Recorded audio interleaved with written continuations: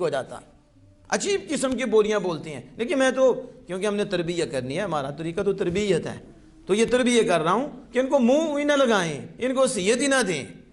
جب ان کو وصیت نہیں دیں گے تو پھر کیا ہوگا؟ گالی گلوچ, وہ نیچے 5-5 گھنٹے ضائع ہو گئے, 6-6 گھنٹے آپ کے لگ گئے, 7-7 گھنٹے لگ گئے, تو کیا کہتے ہیں بعد میں؟ کیا نکلا؟ کہتے ہیں کتا کھوج ہی. یہ کیا کہتے ہیں؟ تو 6 گھنٹے کہاں گئے؟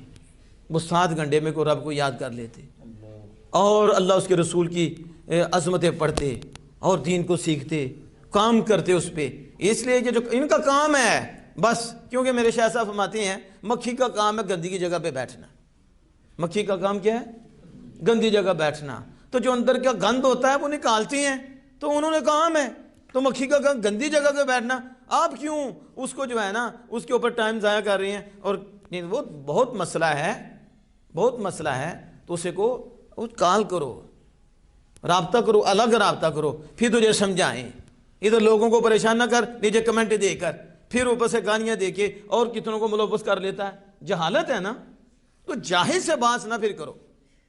اگر اسے بہت مسئلہ ہے تو اسے کو الگ ہو جا, ہم سے فون پہ بات کر, پھر ہم تمہیں سمجھائیں. اگر تو سمجھنا چاہتا ہے